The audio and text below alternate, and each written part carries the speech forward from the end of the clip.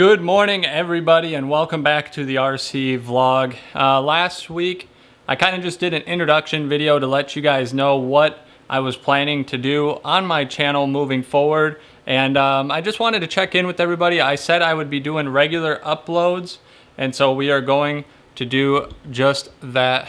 Today, we're going to be taking a look at the car that was sitting next to me in that intro video last week. I'm going to kind of just do an overview of the car, what it looked like before compared to now, and everything I've done to it to prepare it for racing. And just to give you guys a little bit of an update on the little work area that I have going on. Of course, I'm in my basement, as you can see, but things are coming together pretty steadily. As you guys see, I got a TV finally mounted up in the background. When I'm live streaming on Twitch and doing my builds on there, I'll have the stream on in the background, so just kind of, you know, something cool to add to it before we get some more walls and stuff put up. And yeah, I'll show you guys the bench and my whole setup as of right now, so you guys can see. So let's go. For starters, this is my my little parts pile, and I don't know. There we go. That is my second car that is currently in pieces. The rear of the car is actually sitting in front of it right now, but this is a chassis. This is just a factory standard Traxxas slash, nothing too major done with it yet, but we'll be working on that hopefully this week. When I go live on Twitch for the first time doing this, we'll be working on this car here. Hopefully the parts should be here, I think, later this coming week, so stay tuned for that. We got my old Bandit body that I started out running right here, and as you can see, it's pretty well beaten up. It got used and abused, and it's kind of just been retired unless I absolutely need it. So come over to the work area now. This is my toolbox. This is what I take with me to the track every single week. It's got pretty much enough parts to rebuild an entire car in case I need it. And we'll go through all of that sometime too. There's my parts bin right there. TV up in the corner, like I said, still a work in progress. We're going to be you know, putting up some walls or something here for a backdrop, so you guys don't have to see all of this. In case you were wondering, my workspace that I'm using right now used to be where I printed t-shirts at, and I'm going to be trying to just get this in the screen here. I'm going to be selling all of this stuff here once I get it all cleaned up and ready for people to hopefully sell. So if you're interested in a printing press and a heater and all that, let me know. And lastly, we got the actual workbench. This is where we'll be working from on the Twitch channel. I haven't gotten all my tools and everything hung up yet because I just got some of these hooks and stuff for the bench. I decided I was finally going to do that if I was going to be live streaming, to keep the tools off of the workspace. And just got to finish doing that here this week before we do go live. But we got a bunch of stuff sitting up here. We got some shock oil sitting here. Some miscellaneous tools that I haven't put away yet. We got all of the hand tools necessary to work on most of the parts that come on and off the car. This pile right here is the slash pile. I'm waiting on some parts for my transmission here. That's what we're going to be working on when we go live again on Twitch with that car that I already showed you. And we'll be putting that back together. But this is the main reason why we got the video today. This is my dirt oval racing car. It is a Traxxas Bandit. And I'm really glad that we ended up going with the Traxxas Bandit. Just a quick story, I guess. Before I ended up buying one, while the track was being made, I was doing some research. It was between the Traxxas Bandit and one other car, and I had watched a video of both cars basically coming out of the box, nothing done, just factory, brand new. And this Bandit here, with its counterpart, its competition, was about 5 miles an hour faster just out of the box than what the other car was. So I ended up going with the Bandit. I already was running Traxxas. Everybody at the track that I race at right now is currently running mostly Traxxas, so I figured might as well stick with it, give it a try, and I've been pretty happy with it so far. So let's go ahead and break the car down, show you guys kind of what I've done to it and some things maybe that you can do to yours if you're watching and have one. And yeah, let's go ahead and get to it.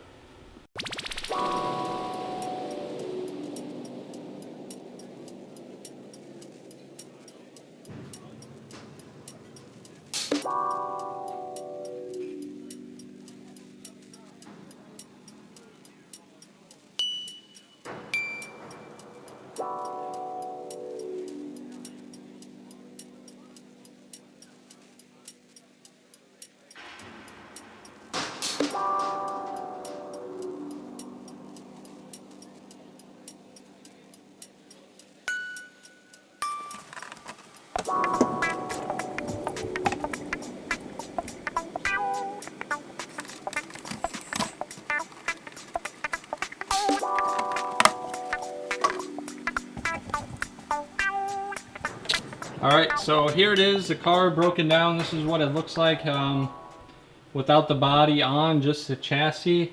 When you get it out of the box, the front tires are about half the size. These are actually rear tires, and I use the Hoosier, I think they're the M23s for a compound. And that's what I've been running all year long. I do have some other tires that I wanted to try. I haven't done so yet. They're a Sprinter brand, but so far the Hoosiers have been working out well for me, so I've just kind of been running those. I do run the same size on the front and back. I started out with some you know, factory skinny tires. I didn't like the looks of it with that old body that I showed you guys that I've since retired. So I threw some lighter ones on, but it does help a little bit with grip on the track as well. I guess I should probably preface with right now our track is pretty well open, so you can kind of run whatever you want. The only limits is it has to be a two-wheel drive, and I think that's it really. Just two-wheel drive and a battery-powered car. We're not running any nitros or anything. We have in the past, we've had some people run with us, but mostly just battery-powered and the two-wheel drive for the cars. Front shocks, I've ran some different brands of shocks. I haven't really liked them much. I'm always open to recommendations for this, but I've pretty much just been running the factory Traxxas shocks that come on the car, but I did upgrade in the rears. Hopefully maybe you can see, you can tell there's like that brass colored, gold colored, and then up here is just silver. So these are titanium rods. It helps from bending. I was having a big problem with how fast we're going around the track and how much the car leans going into the corners. I was bending a lot of those rods, and so I just went with these titanium ones. Traxxas sells them. I can't remember how much they are, like $8 or $10 for a pair, and I haven't bent one since. So those are definitely a lot more durable. But you can see, even in the rears, I'm running just the factory Traxxas stuff. Nothing too special, just because I've tried other brands and just I didn't really see enough of a difference to continue spending the money to try different things. So if you've actually tried them on a Traxxas Bandit and you got some that work, please let me know. I'd be open to giving them a try, but I just tried too many and spent too much money on it for the amount of difference it was making. Let's break it down now. We got the Traxxas. See if we can make it focus. Come on.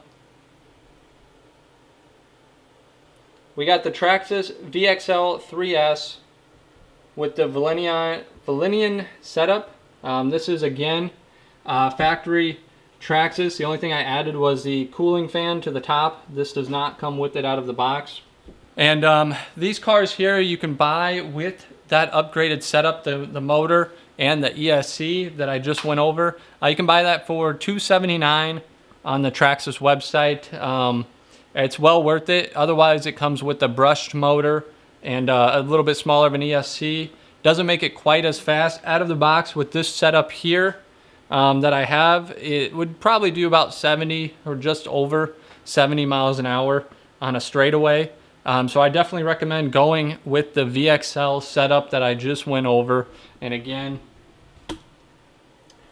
that is the VXL 3S, if we can make it focus again. Probably not. Too many lights on it. VXL 3S, and then the brushless motor there in the back. I don't have a brush motor here to show you the difference right offhand, but trust me, it is a huge difference. So if you're looking to race, you definitely want to go brushless. If your track allows it, some tracks may not, so always check your rules. I got a 3S LiPo battery here that I run right now. Typically when we race, I will switch to a 2S battery. I prefer the 2S. The 3S, it's just too much power for the track. A lot of the guys do run the 3S though. Maybe they got better throttle control than I do. But the 2S with the gearing that I have in this just seems to work really, really well for me, especially later on into the race as the battery starts to get used down a little bit. My car does seem to really hook up around the track a lot better there in the later stages of the race. So 3S I'll run just during like warm-ups and stuff, just to get a feel for the track, and then when I make some adjustments, I'll typically switch batteries out before we actually start racing. Otherwise, everything else is pretty much, like I said, stock on the car. The biggest difference is, like a lot of times you'll see we'll run these different A-arms, which are RPM branded. This is pretty standard for anybody that races. We'll upgrade these plastic arms to RPMs. They're a little bit more durable, a little bit lighter as well, so just an easy upgrade to go ahead and make out of the box. You can see here, I actually had to grind mine down because when you would turn the tire, it would rub up against there and it wouldn't actually allow the car to turn all the way, and that's because I run these wider size tires like I already explained. Just didn't allow it to turn all the way. So we're just running an open class, just be creative and try some different things is what we're going for this year as we opened up the track, and I've been getting more drivers in. And you know, we've been talking about running some different classes next year if we get enough people. But for now, it's just kind of building that audience. We're just kind of having fun and doing some different things and enjoying working on these cars throughout the week. The last thing I'll kind of cover on mine is that I've seen a lot of guys, they'll upgrade their drive shafts to a metal drive shaft, or even my uncle now has all carbon fiber drive shafts, and since these are two-wheel drives, they're only in the rear. There's none up in the front because it is just a rear-wheel drive car. So if you're having some trouble, they seem to break theirs, whether it's, you know, in a wreck or just off pure torque, honestly, is what it seems to be. You should consider upgrading those. I know they found some on Amazon. I haven't had that issue, luckily, and so I haven't had to change mine at all. I've just kind of left it alone and hoping that I don't ever have that issue. I really just want to go on a quick rant because I don't think that Traxxas gets enough love in a racing environment. Everybody seems to really lean towards like Team Associated or Team Losi Racing, and while I think they're excellent cars, I've never owned one, so I'm not going to like sit and compare any of them and say that Traxxas is up there with them. But if you're looking like me, a first-year racer, real budget type style of racing, you just want to try some different things, I think that the Traxxas Bandit, for the price point and how it comes fully out of the box, you can literally take it out of the box and run it, to where those other brands, you pretty much have to build it from the ground up, which we'll be doing later this winter, by the way. But if you're a year one racer, you're just looking to get into it, see if it's an interest of yours, and you don't want to spend an arm and a leg for some, you know, high-tech cars that you don't even know how to use everything that goes with it and any adjustments to make, I definitely recommend the Traxxas Bandit. I'm not sponsored by them. I'm not sponsored by any of the companies I buy parts from. But I just wanted to recommend that because my channel, I really want it to be, as I learn, hopefully other people learn with me. So I want to try to bring some new racers to the hobby because it is so exciting and it is so much fun. So if you're just looking to get into it and, you know, you're looking to start racing, check out the Traxxas Bandit. We'll be making more videos on mine too, just kind of sharing what works and what doesn't. You know, like I said, this car here is built specifically for a dirt oval track, so it's meant to turn left all the time. And that's kind of some of the adjustments that I made with my setup. But we'll do the Traxxas Slash 2 here later this week, and we'll go over that. That one's meant for indoor carpet racing with some jumps and stuff. A lot more grip on the track on that carpet. So we'll talk more about that. But anyway, if you guys have any other tips, maybe you're an experienced veteran of RC racing, let me know. Let me know what you guys recommend. And as I mentioned earlier too, just kind of thinking about it, I do plan on doing a complete build from the ground up. And I'm not really sure which brand I want to go with. I'm leaning more towards the Associated right now, but I'm looking at a Traxxas 4Tech. I'd love to build one of them, as well as a Team Lozi Racing as well, or maybe a Techno. I don't know. There's a lot of brands out there, a lot of good brands. And so if you guys have any recommendations, you want to see me build one, just let me know. All right, back to the remote. So you can see here, the one that I have, again, the 279 version of the Bandit, comes with the TQI technology. And if I can get my camera, there we go, to focus in for a minute. TQI technology, which means that basically it's got what they call VSM, which is basically stability management. It's like, what do they call that in a real car? If you're spinning out, the tires kind of correct it for you. Just some stability control is all. And this car has that, so I really like it. You can adjust that using the multifunction knob. You can see mine's turned actually pretty far to the right. What this knob means is basically if the car feels like it's spinning out, it'll try to correct itself by steering the front tires on its own. I typically start out the night in the middle. That just is kind of, you know, average factory. A lot of guys with some wicked setups, they'll turn theirs all the way down so it doesn't correct at all. If they like a very loose type setup, they'll do that. I'll turn mine up just kind of as the night goes. I typically stick around the medium, but if the track's really slick, I'll turn it up a little bit. And again, it just depends if my car is pushing, if it's already really loose, and you just kind of adjust it even during the race sometimes. You'll just kind of take your thumb like I'm doing and just slide it back and forth. Just making tiny adjustments as the night goes on, and as you get some laps down and the track starts to wear in a little bit, you always want to pay attention to that. The steering trim, that's like basically making it go, makes the car go straight down the straightaways. If it's, you basically just take the car, drive it, and turn it. If it starts to go one way, you turn it to the left. If it starts to go the other way, turn it to the right. Again, mine just kind of stays up more towards the middle, but it really just depends on track conditions and what my car is doing. Those knobs you always want to adjust. The cheaper version of the Bandit does not come with the multifunction knob, which is that stability control.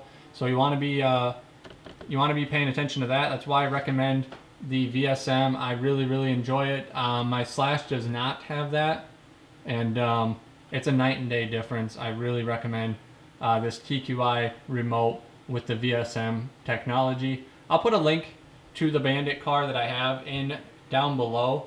That way you guys can check it out as well. But I just run the standard Traxxas remote right now. I am looking into some other ones, but I just, again, it's more or less, is it worth the money right now being a year one driver? I don't know. Some guys run the cool remotes, some don't. The one thing that I really want to check out is with TQI, you can actually link it to an app on your phone. It'll record kind of your lap times, in a sense, how fast you're going. And you can also make changes to the car in there, in your garage and things like that. I really haven't explored it too much yet, just because I've been too busy working on the car. But I've heard some really cool things about it, and will check it out at some point, probably during the off season here in the winter. But for now, I've just been working on the car and just kind of making changes as needed and what I think will help out at the track that we're at. So that's going to do it for today's video, everybody. I want to thank you all for watching. Again, if you liked what you watched, please make sure to leave a like on the video, subscribe to the channel. I said that we were going to try to upload every single week. That's still the goal as of now, leading up into the winter season when we'll kind of slow down and we'll be doing more building than we will be racing. But once my last part comes in for the Slash, we'll be working on that. That's probably going to be the next video. And yeah, I got a ton of ideas that we'll do. If you guys want to see anything, you want to have any questions about the car, the Traxxas Bandit that we just went over today, please make sure to comment down below. Let me know, and I can always record more videos as the weeks go on. I'm really excited. I hope you guys are enjoying all of this new RC type content, and I can't wait to see you all right here next week.